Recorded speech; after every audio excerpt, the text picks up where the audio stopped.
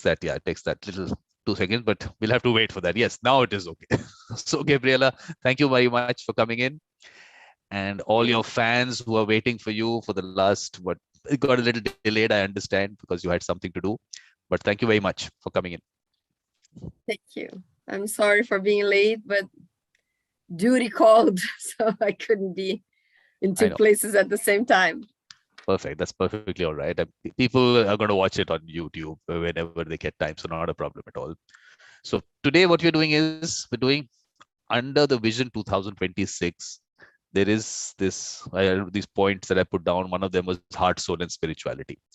So what we're doing today is we're talking about heart, soul, and spirituality, and how I feel that that's been left out in the discussion when mediation and mediators are discussed.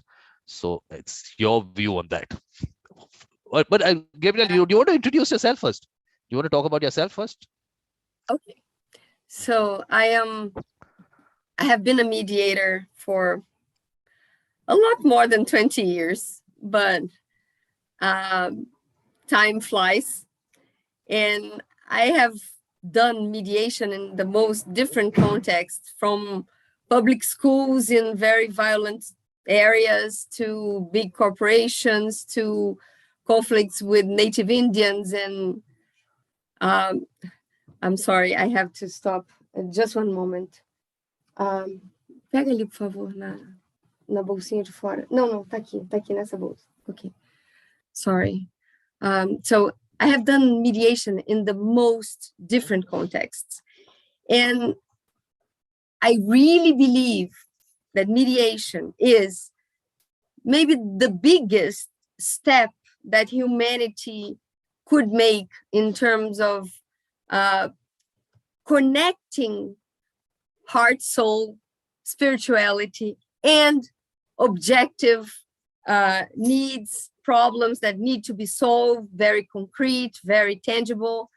So mediation is the only methodology that we knew so far to really integrate all these dimensions of life into the resolution that can not only fix the problem, but avoid new problems and help us build a better life out of a bad moment.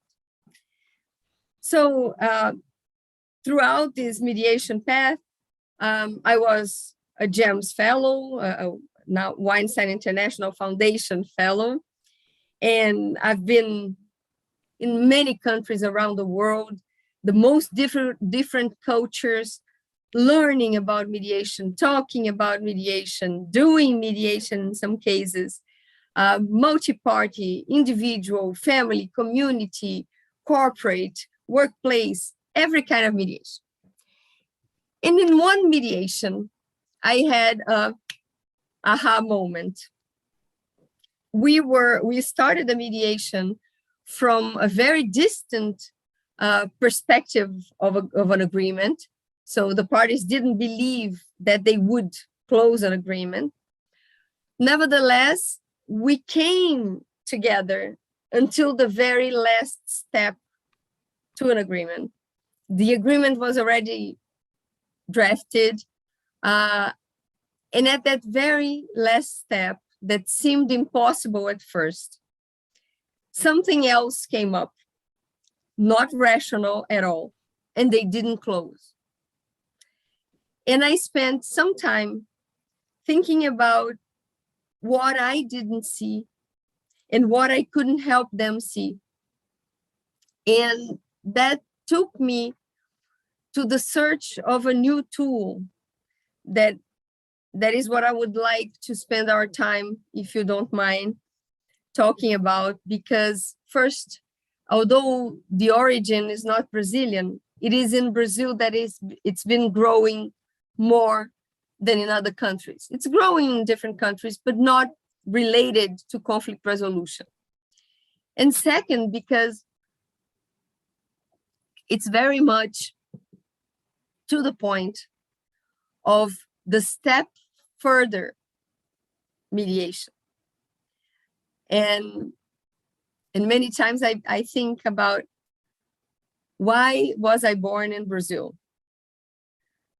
I love Brazil for many reasons. And of course, I have some criticisms like anybody in any country.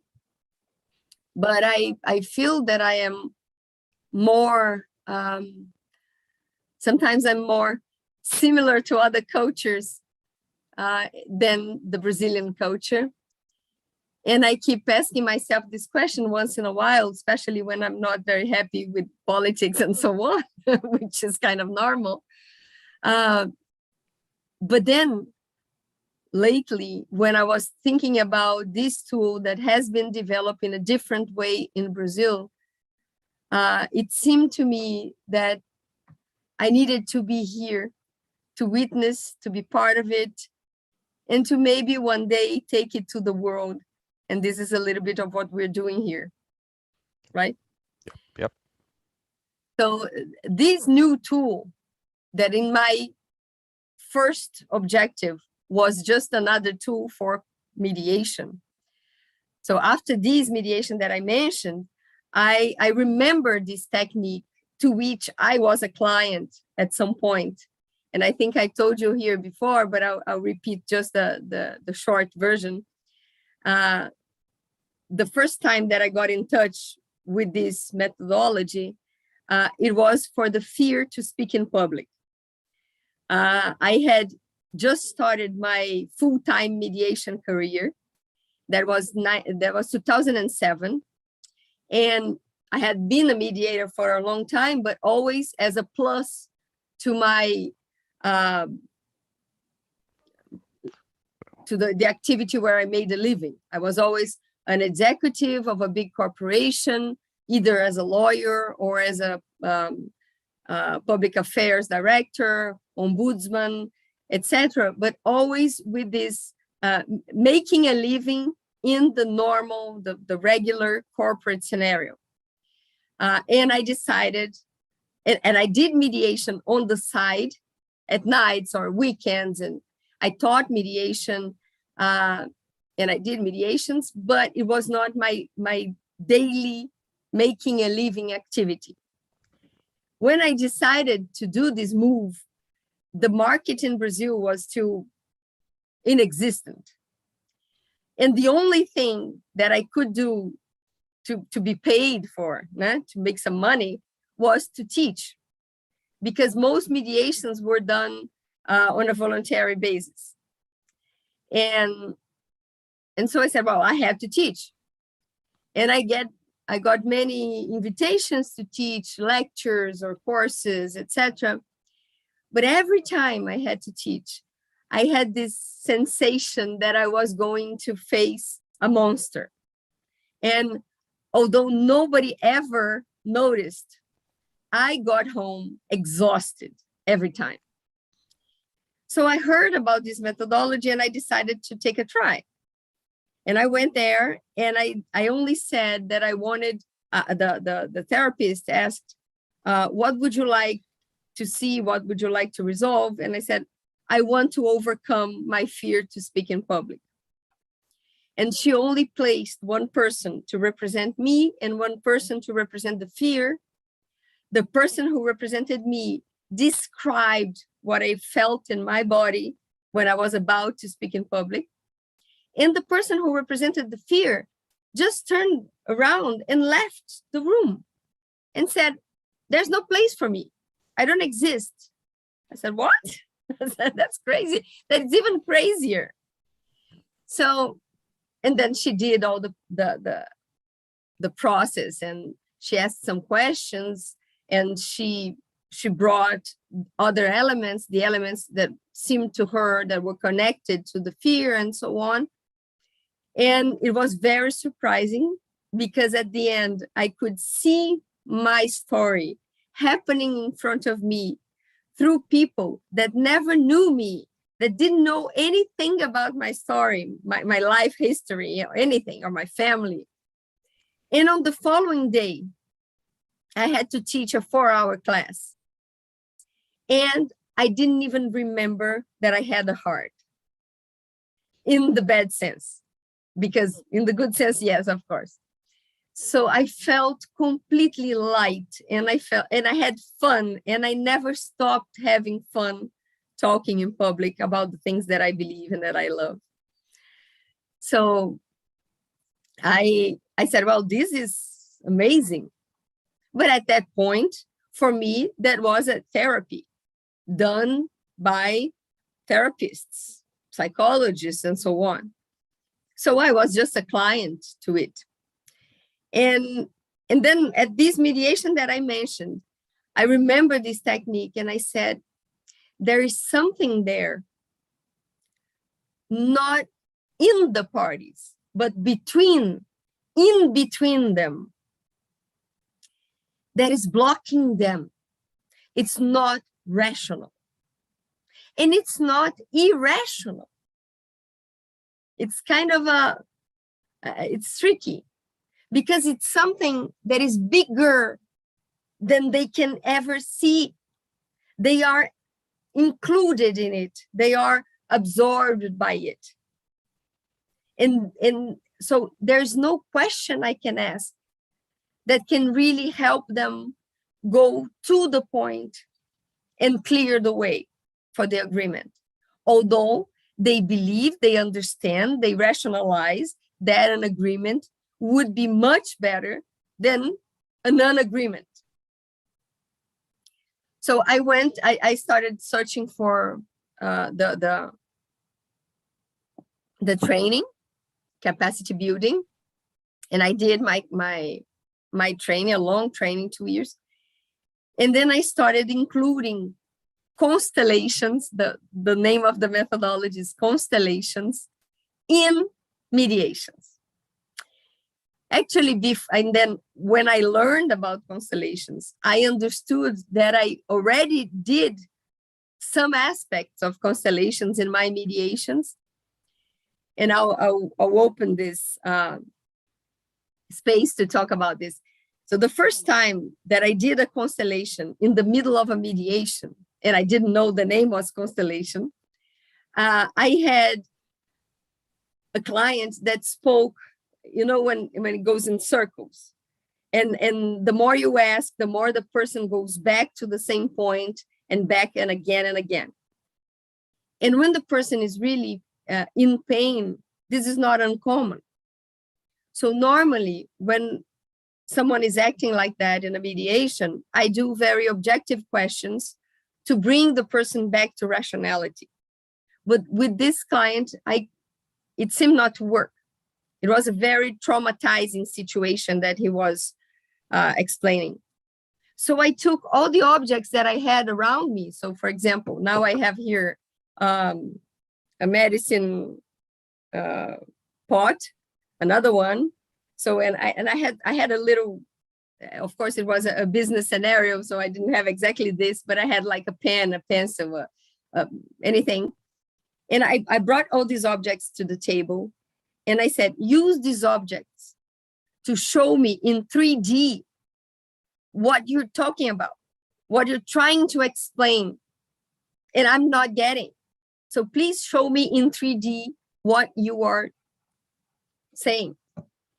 So the person started to move the objects, and he did a scheme: who talks to who reports to who looks at who relates to whom.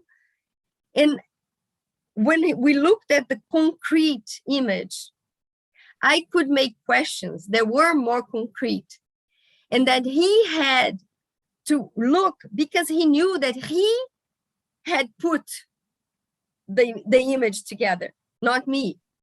So it was not about interpretation, my interpretation.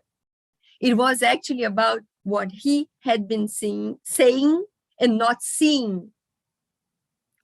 And then he could wake up and understand what he was saying and what I was trying to say so far for hours. After that, I started doing these things, and then I bought some, you know, these little objects that children use to build castles and anything. Lego. Not exactly Lego, but seems like Lego. It was like a wood kind of, the old version of Lego. So I bought it in a toys store, and I always had it with me when I went to mediations, and I started doing it more and more often. I also did it another time. I did it with little crystals that I had at home, and they were all more or less the same. So I took them to a mediation, but then I said, well, crystals will seem too much spiritual, and so the kind of Lego worked best. So I started doing it. Then back to the constellation training. When I went to the training and I understood the mechanics of constellation, I understood that I had done was already this perception, was already this flow of understanding that the constellations bring about. So what are constellations? Constellation was a methodology. It was not invented by Bert Hellinger, this German man who passed away in 2019. He didn't invent it because, of course, as everybody in the field, you always start from something that existed before you, and you just add your own, how can I say, your own view of it, and then it becomes something else.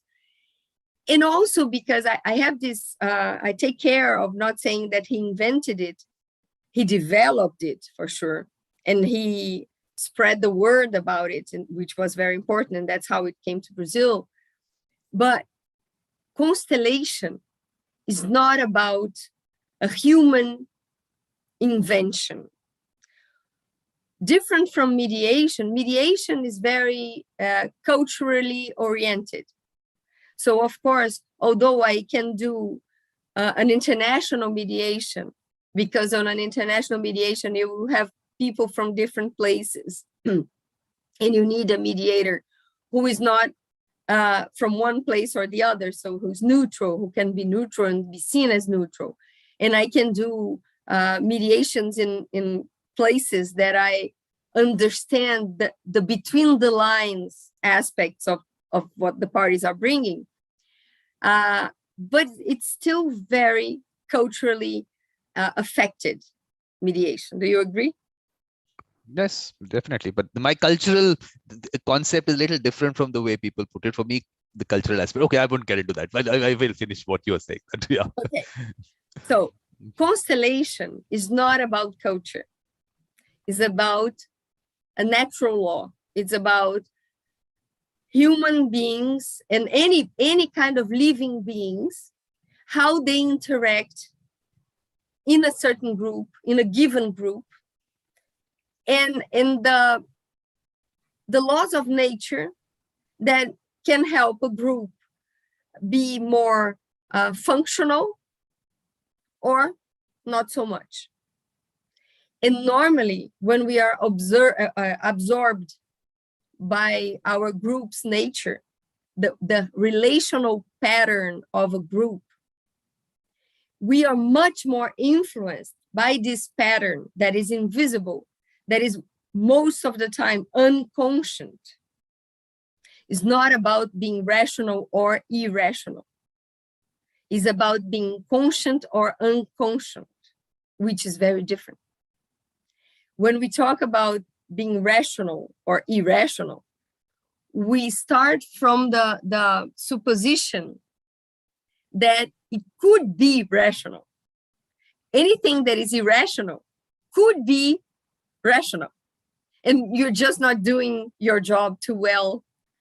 And then you lost control of your rationality.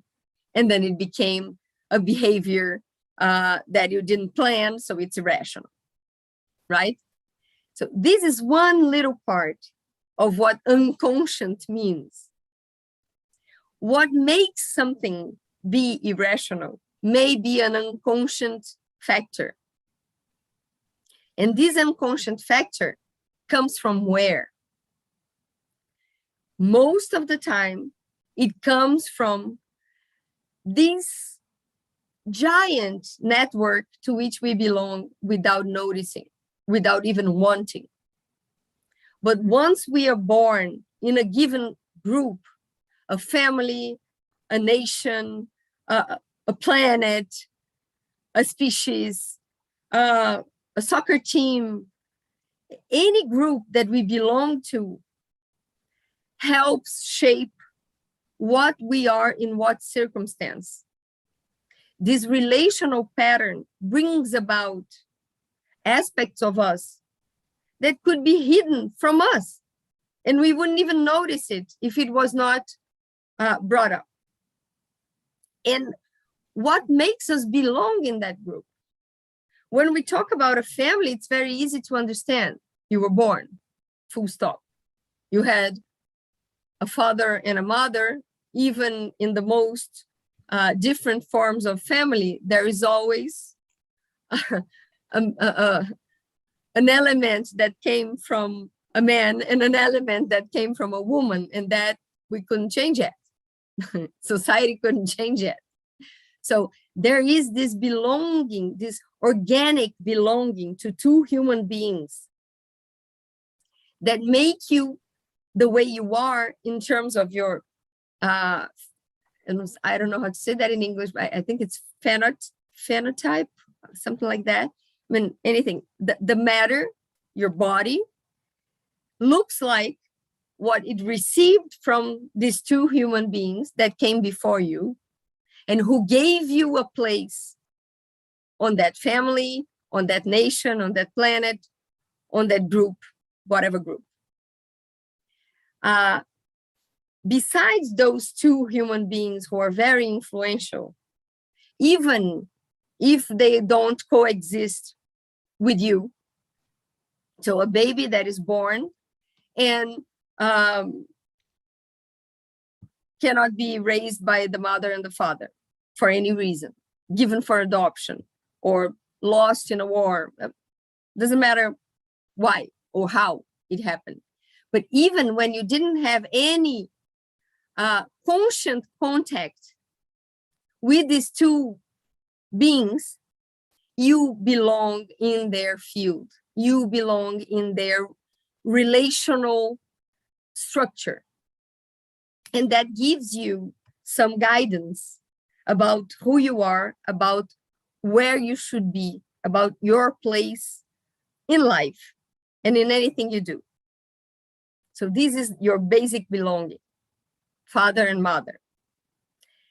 And then, for example, an adopted child who is raised by a completely different family, of course, he or she will belong in that family as well, but it's a different place of belonging. If you're hired in a firm, in a company, and you are the founder, this is one kind of belonging that no one will ever take from you. The founder is like the father and the mother of that child that is the company. But if you were hired as a top executive or as a cleaning person, there is a place for each one, and the belonging depends on how you got in. And a lot of problems in corporations, who has also this field governing relationships, is normally about how you put people out. And I'll get to that later on. So in whatever group we belong, once you belong, you have the right to belong. This is kind of repetitive, but it's necessary. So this is the first orders of love. Bert Hellinger called it orders of love. And as I said, he came from previous how can I say, developers of this understanding of the field, but he did very important steps, including the organization, the clear idea that could be repeated in terms of what governs the groups. So first order of love is belonging. you have the right to belong in any group that you once belonged. The second, that complements the first, is what some call hierarchy. And it means that those who came before have to be honored by those who come after. So in many religions, we have a mandate to honor father and mother. And this is not just about religion, it's about healthy relational patterns. Because no matter what happened after or even during or even before someone was born, it is these two people, the father and the mother, who gave this person a place to exist. And if you have in a family, in the family, it's very easy to understand because it's very chronological. The order is chronological. So the grandparents gave a place on earth to the parents, who gave a place on earth to you. And imagine that you have older siblings. The first one had all the work of making those parents understand what it is to be a parent, which is not an easy lesson.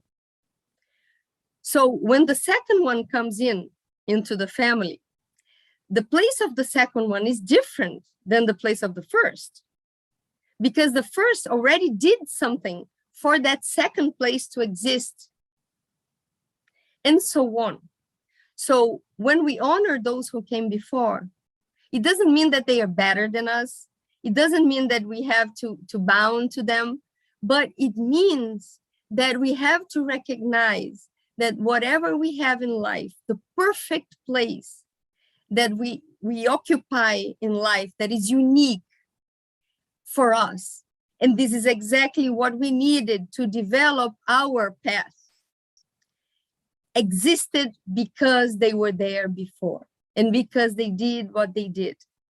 So we were blessed by not only the good things that we received, but also the difficult things, also the challenges, because we are composed by all the experiences, not only those that we voluntarily, rationally, willingly make in our lives, but also by from where we started. Basically, we are not reinventing the wheel in each generation. Not every individual have to reinvent the wheel. We have to add up to what was invented before we came. Otherwise, humanity would never develop. We would still be in the caves. So we're not in caves. We have air conditioning, we have refrigerators, we have a comfortable bed, we have a computer, we have internet, we have Zoom, because of everybody that came before us. And then we can add our step further. And this is mathematically understandable through the Fibonacci equation. So Fibonacci equation explains a lot of things in nature. Hurricanes, the way of plants, that plants develop, so many things. And also this nature of hierarchy, or the hierarchy of nature, because the Fibonacci, for those who are not familiar with this expression, the Fibonacci equation, the Fibonacci sequence is a mathematic study on these, the basis for development. And it starts with 1 in the sequence. The second number is 2. The third number is 3. But the fourth number is 5. And the function that governs this sequence is every new number in the sequence, and it goes to infinite, it goes to it's endless. Every number is the sum of the 2 that came before it. So what it explains is that we are, each one of us, we are the difference between those who came before us and what we do with our lives. It is what we do with our lives that will allow the future generations to be even better. So we are not better than the previous generations because we are special. We are better because we started from where they gave us, from the place that they gave us, including their effort to make it a little better than what they received. So this is hierarchy. And then there's the third order of love. And I'll just finish with the third order of love, because then we would go to other orders, such as order of success and order of help and other Bert Hellinger theories that I think we would need another life. So the third order is the balance between what we give and what we take. And we have to be very careful with the words, because it's very common that we say what we give and what we receive. But when we give something, because this is what makes the flow of life be sustainable. So if I give something to you and you give me nothing in return, and of course it doesn't need to be in the same currency, I will be drained, and I won't, at some point, I won't have anything to give to anybody else. If I engage in relationships where I give, and I don't get anything in return, at some point, I am not able to give anymore because I'm not fed myself. So when we think about a child and the parents, the child is there just to receive. It is the only relationship that will never be balanced, child and parents, because the child is there to receive life, and life is something that we can never pay back. The only thing that we can do to give back what we got from our parents is to do something good with the life that we have, to make the Fibonacci sequence advance.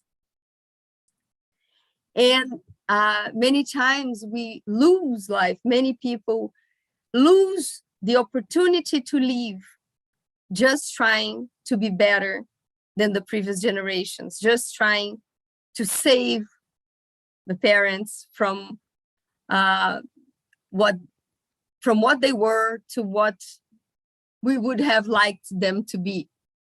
And this will never be enough, because we cannot do what was not ours to do. So when we grow up, when we are an adult with other people different than the parents, we cannot just wait to receive.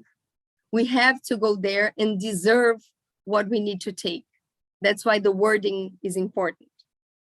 When you take something, you're taking responsibility to what comes to you. It's different than just waiting there for it to fall from the sky or from God or from the government or whatever. It's this active consciousness of, I need to be responsible for what happens in my life. This requires a lot of maturity. So Bert Hellinger not only wrote so many books about this theory, but he also developed the methodology to make the constellation become conscient to the client. And he was not very concerned. He worked in a phenomenological approach. So he was not concerned about why it happens the way it happens. He was just concerned that, well, it happens. So what do I do after that? And then in one of his workshops, he received an observer whose name is Rupert Sheldrake. He is an English biologist, a very important scientist of the present time. He's alive, thank God. And he started studying this phenomenon through a very different point of view. He, as a biologist, started studying plants and then went to animals and so on, because he was interested in what makes behavior be passed through generations, especially in the aspects that matter doesn't have anything to do with it. So, for example, the frog and the salamandras, two different species, but with a lot of common structures. If you cut a piece of the salamandra, it will regenerate, but the frog doesn't regenerate. But if you do an experiment and you put some electrical stimulation on the frog, it will regenerate. So basically, it's about the salamandra going to search for the electric stimulation, and the frog, no. So of course, the frog is happy to regenerate. So why doesn't the frog look for the same stimulation? Why didn't the frog family learn how to look for the stimulation? These kind of questions he was thinking about and doing all the scientific experiments. And he realized much bigger aspects of it. So for example, the wolves and any group that is that works in big groups, any animal that lives in big groups. The wolves, for example, they live in their group, in their family, for their whole life. If you take a wolf out of his own group and puts it in a different forest, even if he spends the whole life, he will find his original group again. And some people thought that the wolves had telepathy. And it actually is a kind of telepathy, but it's governed by this field of belonging that we are all included in, even when we are temporarily excluded.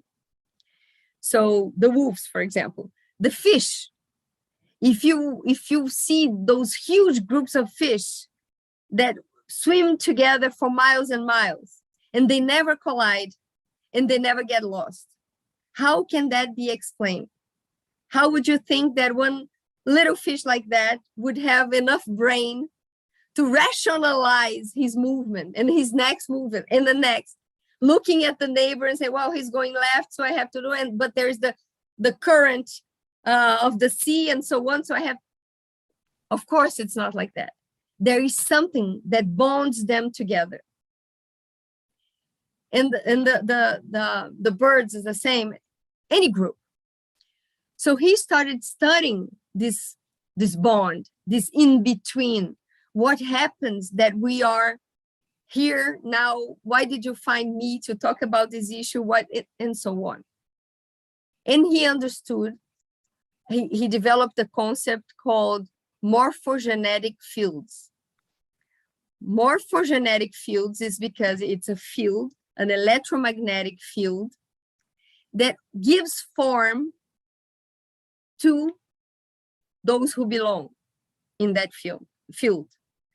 And it's this form that is not related to matter. It's related to behaviors that are unconsciously being passed generation after generation. And bringing back to humans, of course, it is the same with us. Sometimes something is manifested by one individual of a family that is exactly coherent to someone from earlier generations, many times that this person never met a great-grandfather or an aunt that was never present in that household or anything. And we think, oh no, that is kind of, she knew about it. We always, and we still, in our modern science, our current science, we still believe that the brain is inside our minds, or the opposite. The mind is inside our brain. That it's matter. That is just the neurological connection that helps us access things that are so far away. But what Rupert Sheldrake is proving, and he is still living, so it's still an ongoing work, is that this huge thing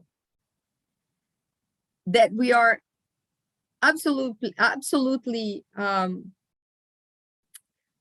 absorbed by brings us some unconscious information that helps shape the image that we have of ourselves and of life, shape behavior, including those aspects that we cannot access rationally by any means.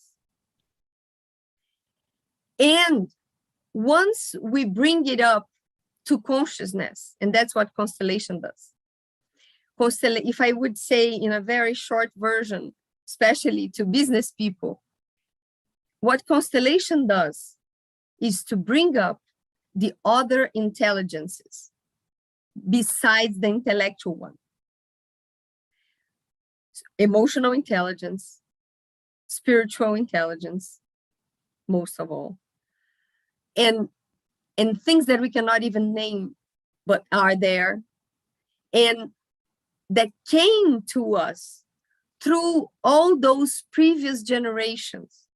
And in each generation, our step further includes necessary, so that we can go ahead.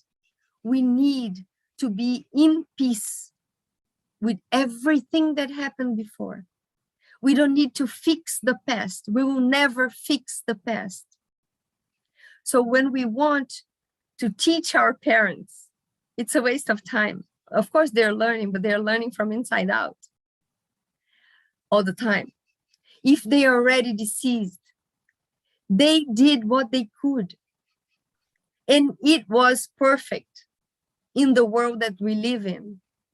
And we needed everything that happened before us so that we could be unique, we could be singular, and we could give our addition to the development. It's not development, it's so that humanity can evolve. Evolving is more than developing. The evolution of humanity depends on our and each one's uniqueness.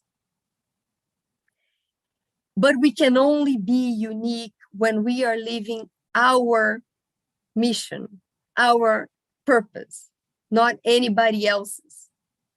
So if you are a lawyer because your father was a lawyer, or if you are a lawyer because your father was a lawyer in the other sense, you want to be better than your father. So there are two ways of being held by the previous generation. Either you are copying the previous generation, you're repeating the pattern and not adding to it, or you're trying to be in the opposition of what happened. And I can say by my own story, my father was a lawyer, a very litigant lawyer. He loved contradiction. He did one jury in Brazil. Juries are only done for crimes against life. So he worked most of the time with corporate issues, but he did one jury a year pro bono because he loved. It was his hobby.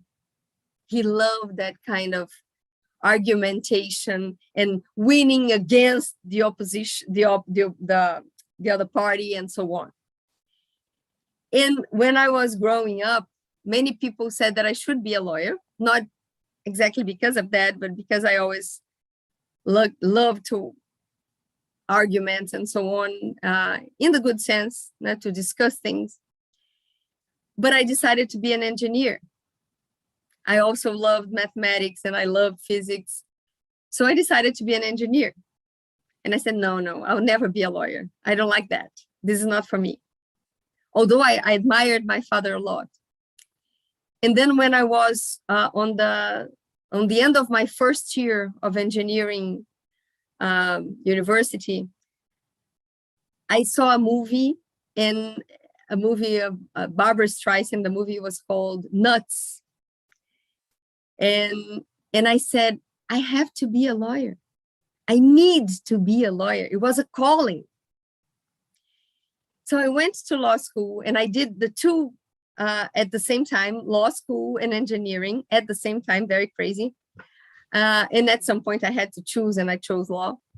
But inside the legal field, I always searched for peace, which was always an opposition to my father. Not because I didn't like my father, quite the opposite. I really, truly admired him, but I didn't like the fight. I didn't see a point in the fight. I didn't see the benefit of a fight rather than an early solution that didn't need to get to the fighting point.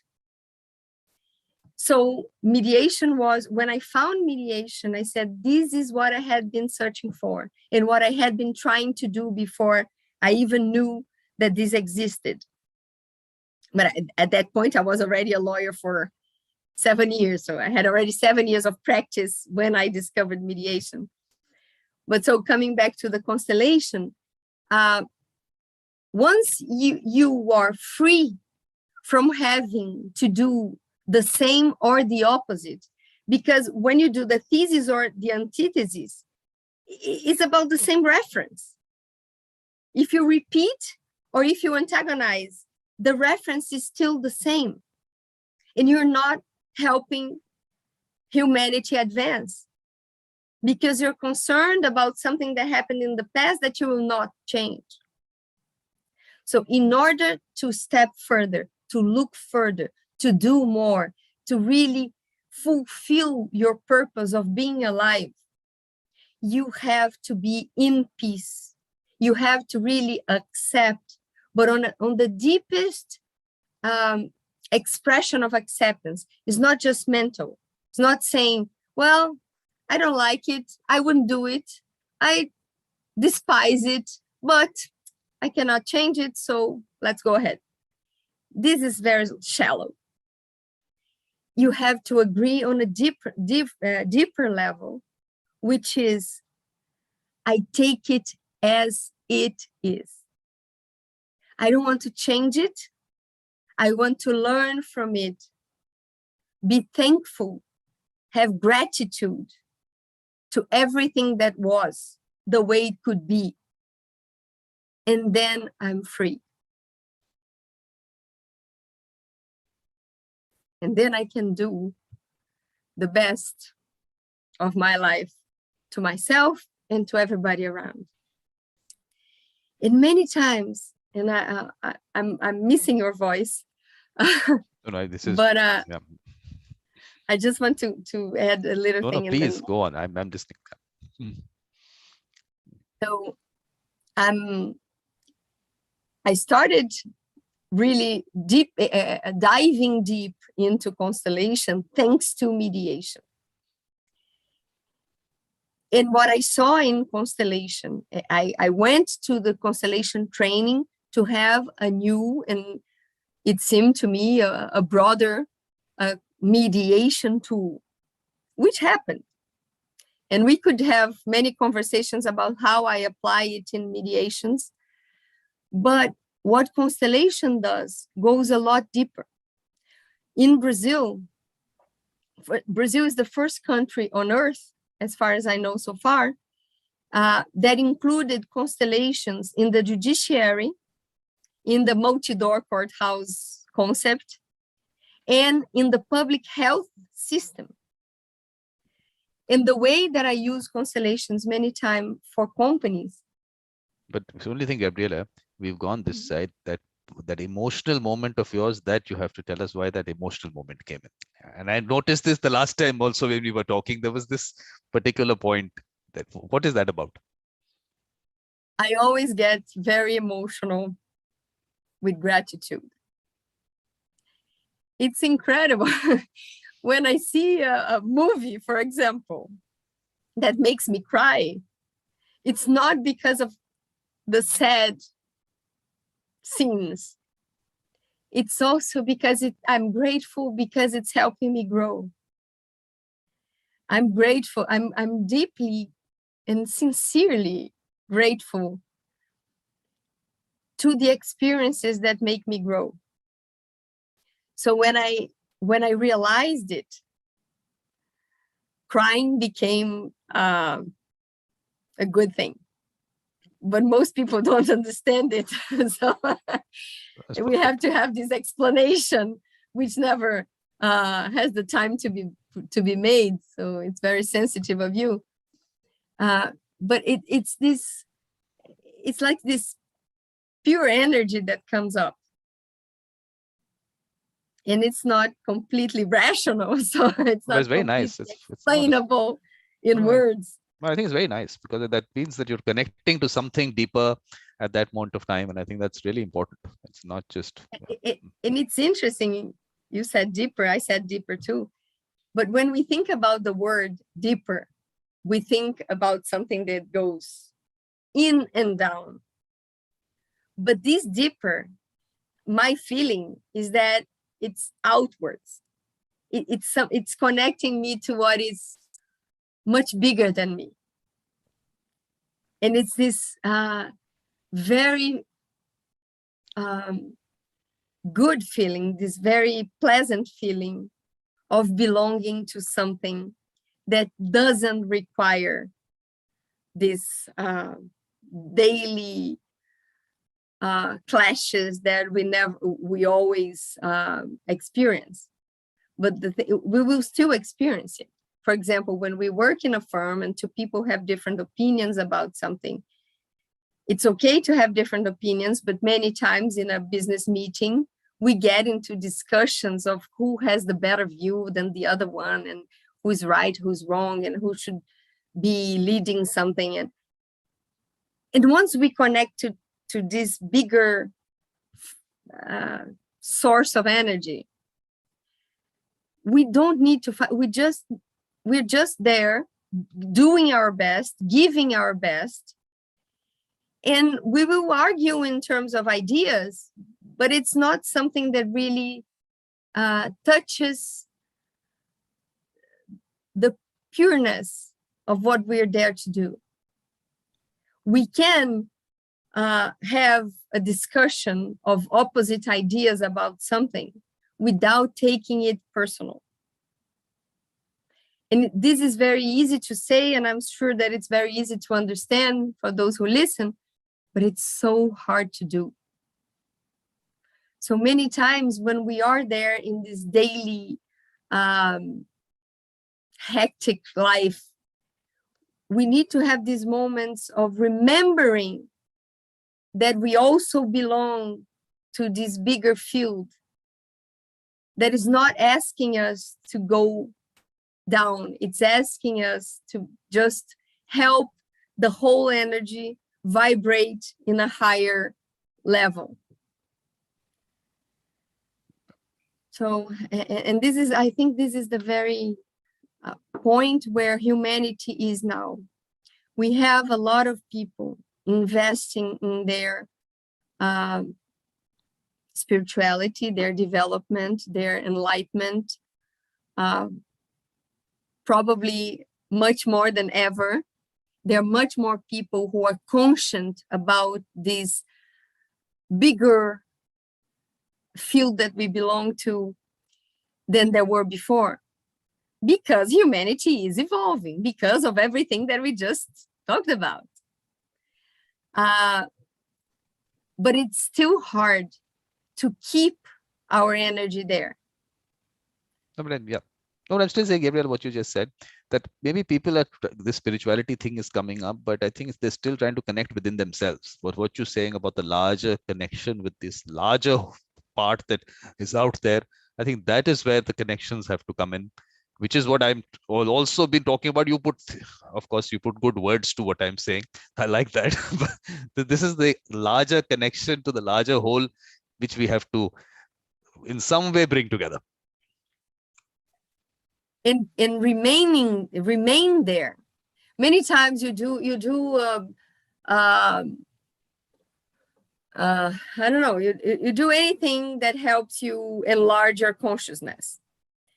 And I want to be very precise here with the word consciousness and unconsciousness to differentiate it from rationality and irrationality. And I'll explain why in a short while. So you're going to a Buddhist center or to whatever practice, religious practice we have, and we pray together. And of course, praying and praying here is something much bigger than saying the Holy Father or anything. Praying in the sense of connecting to the fountain. And it's much easier when we are together. So even when we are online, if you have a group of people doing a meditation together, we normally feel it much deeper and much easier than if we are alone in our room, separated from other human beings, exactly because of the field phenomenon. But anyway, so you were there, alone or in group, doing your meditation, accessing bigger understandings, and then your 20 minutes of meditation are over, and you put your suit or your whatever you dress up for for the material life, and you go there and you see yourself engaging in a discussion in the same low energy level of everybody else. So it's so easy to be drawn to the predominant energy level. And it's so hard to keep connected to the fountain. And this is where we are, and I see, at least I am, in terms of development. We are already, many of us are already aware of these bigger purposes for our lives. We endeavor a lot of efforts to be better, to access more, to understand more, but it is still very hard to act permanently in this higher level. So we keep being dragged back to low energy, to the low energy level. And that reminds me of one of the apostles. And I don't want to talk about religion itself, but when I talk about Jesus and the apostles, is more about the philosophy and the example of life more than religion, one religion. And this is the source that I have more frequently. So I'm not trying to compare with any other religion. I respect all of them. And I really believe that all religions, when you go to the basis, to the essence, they are the same. But anyway, so this is a sentence from Paul the apostle that never met Jesus. He came after Jesus, but he was the one who really spread the word most efficiently because he was very highly educated. But so when he, at the beginning of his path of trying to follow the Christian example, he said, those things that I want to do, I cannot do yet most of the time. But those things that I'm already aware and I don't want to do anymore, those I still do. So it's like you have a level of development, of evolution that is already crystallized. And in order to go further and to access further, you need to practice with a lot of discipline. Be aware and be checking on your own attitudes so that you can crystallize on a higher level. But from this point to this point, it requires a lot of effort. It won't happen like this. So, and sometimes when we reach to the point that used to bring us to a place we don't want to be anymore, and you understand that you are actually free because that attitude was not yours. So when we do a constellation like mine to the fear of speaking in public, and this is a very special example, not just because it was with me, but because not all constellations have this magical, immediate result that can be seen concretely like it was with me. Because I did a constellation one day, the following day, I felt completely different and I could teach without any kind of discomfort. But on the other hand, there were many constellations that I did to myself. For example, for migraines, I have a lot of migraines. And I did a lot of treatments from homeopathics to constellations to many other things and allopathics as well. And I still have them once in a while. They're getting weaker, but still. So I'm not saying that constellation does a miracle every time. But on that circumstance, taking it as an example again, I believed that my fear to speak in public was completely related to my father.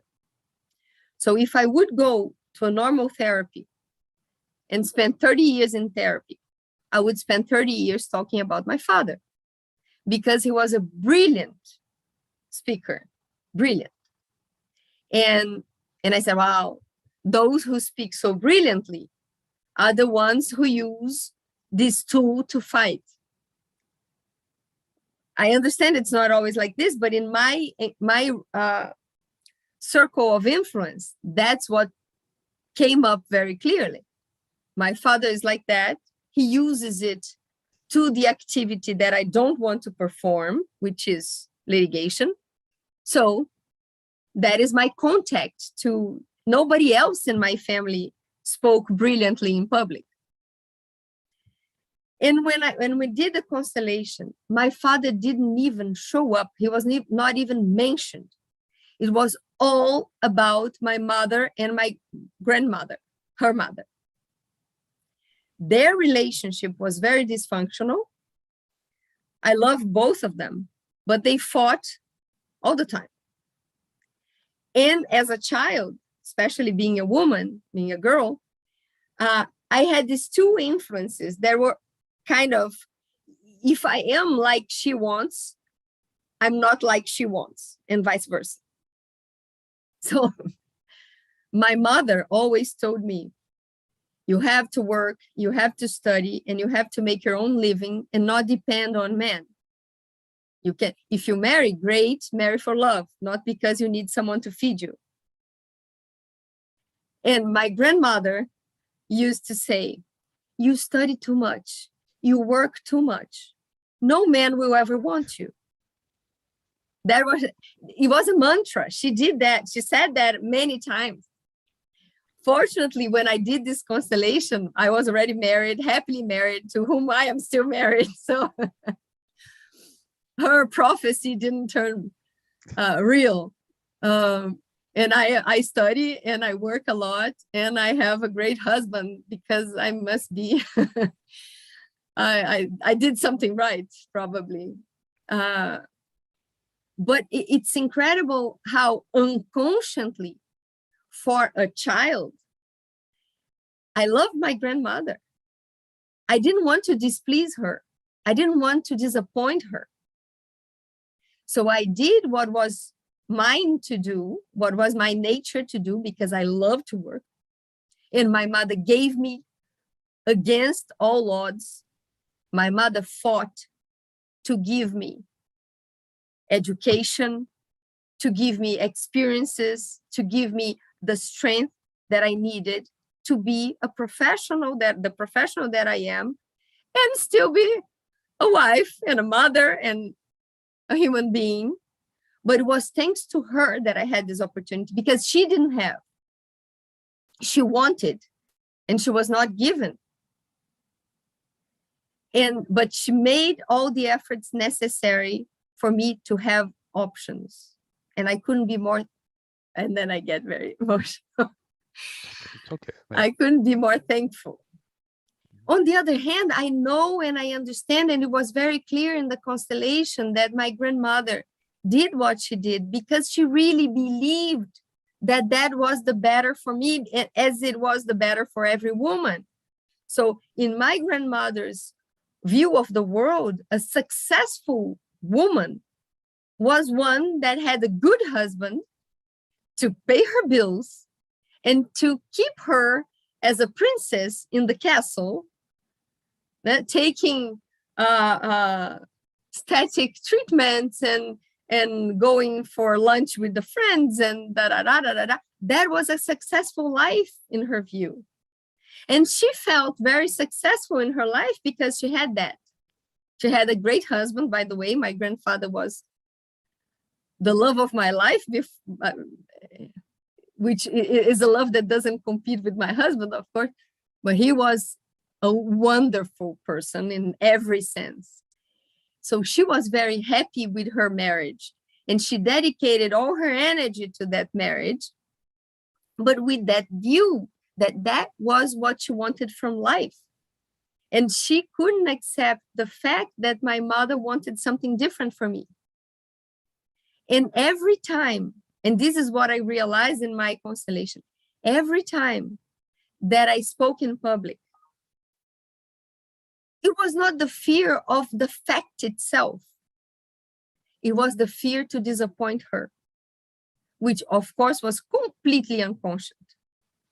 If somebody told me that you are afraid of disappointing your grandmother, I would say, you don't know me. That is crazy. That is completely out of question. Just a second. Minha filha, eu estou fazendo uma conferência internacional. Mãe, você falou tanto em inglês que eu tive um sonho de complementar. Tá bom, minha filha. Em inglês, Ok, minha filha, dá licença. Sorry. I think you have to handle that first. Don't have a problem. Handle that first. Don't have a problem. We take a break. I'll show people what's happening. That's okay. That's okay. She's already, because she heard me speaking. I cannot have the door closed here because of many things that are still ongoing in the house. But that's why she could come in. She's got a little worked up. She's getting a little worked up. I think you should have to take care of her. Yeah. I have to go. But anyway, so just to finalize, when it comes up, when this consciousness that the fear to speak in public was not mine, it was my grandmother's.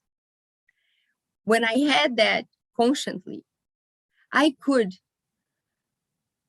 give it to her, give it back to her. Say, okay, this is yours. It's not mine. I respect and I thank you for what you gave me. But now I'm gonna live my life as an adult that I am. Of course, I didn't do it in an actual dialogue with her, but I did it with attitude.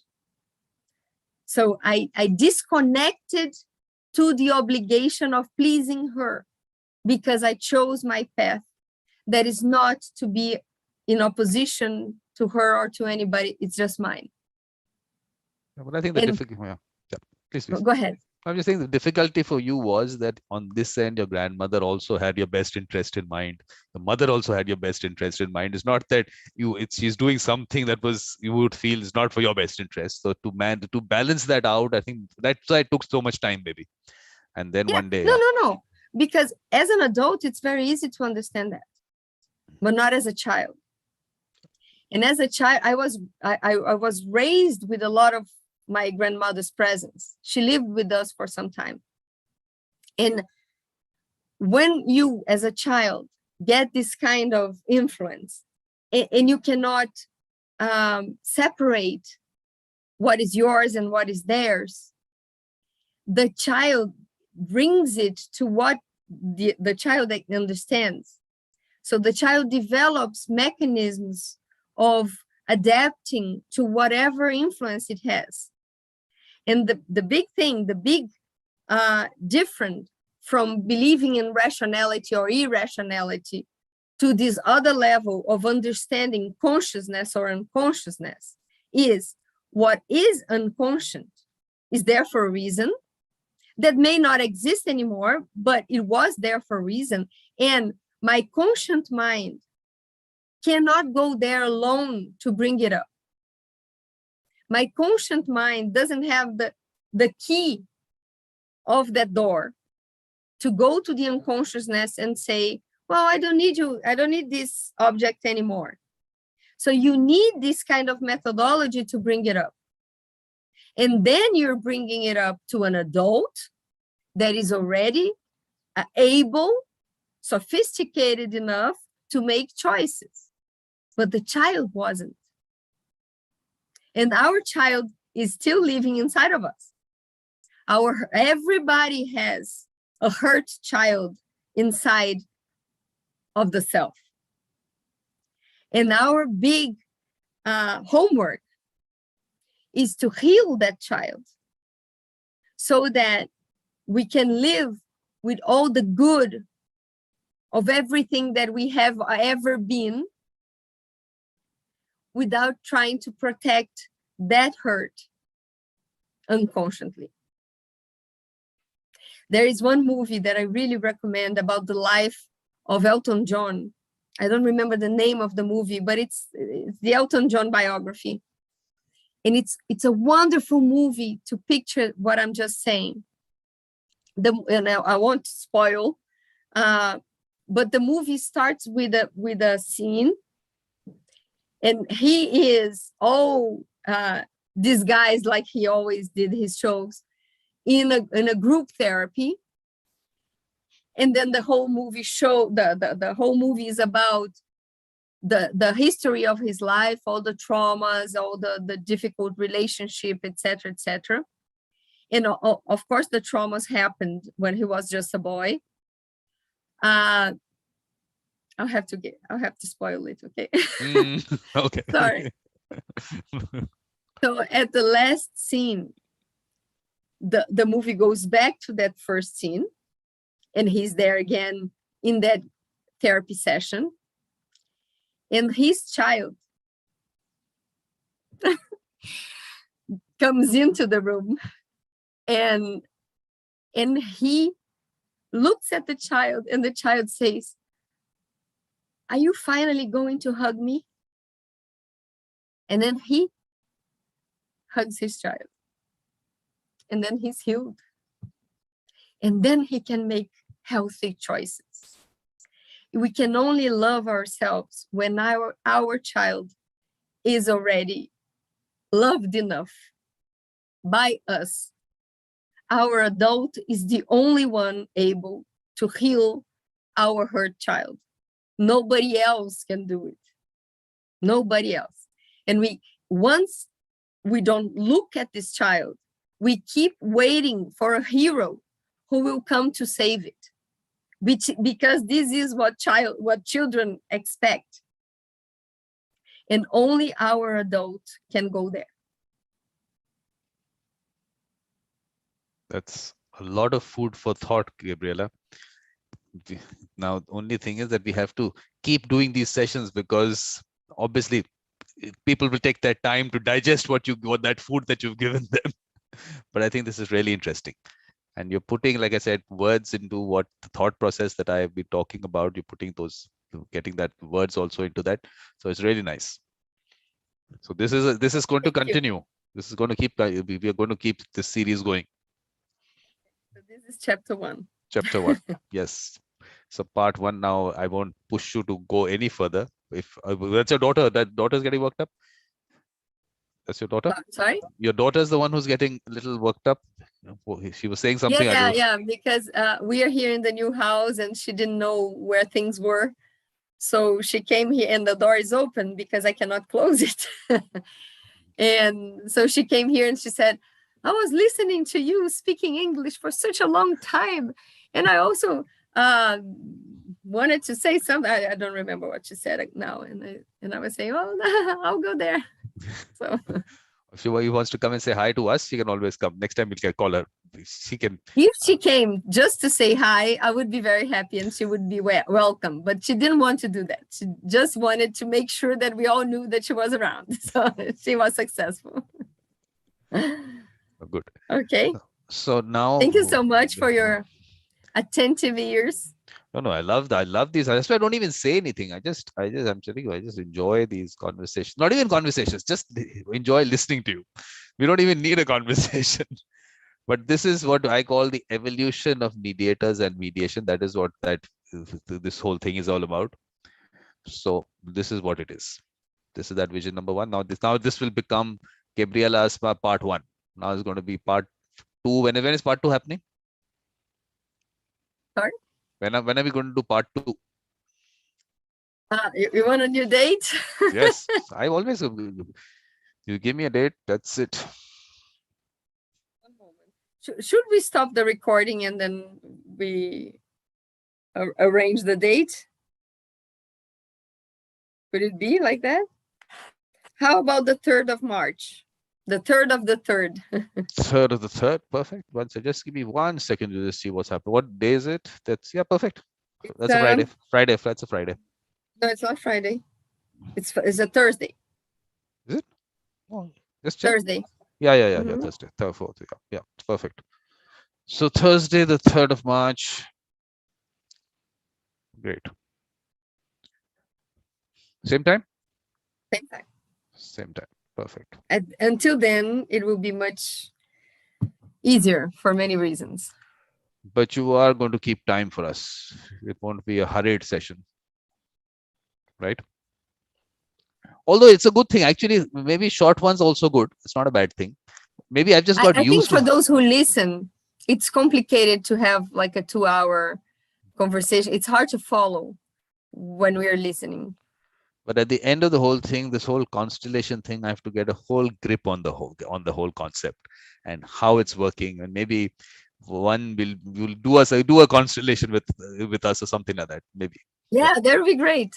Yeah. I'm very used to doing it online. Great. No, because I told you the one I saw with you with people from Lebanon or whatever. I don't know what they were doing. I didn't even understand what was happening, but it seemed very interesting what was happening there. So it's been good to see that. Okay. All right. Bye then. Thank you very much. Thank you so much. Gabriela, it's really nice talking to you. I'm saying listening to you. Very nice listening to you. And I'll see you on 3rd.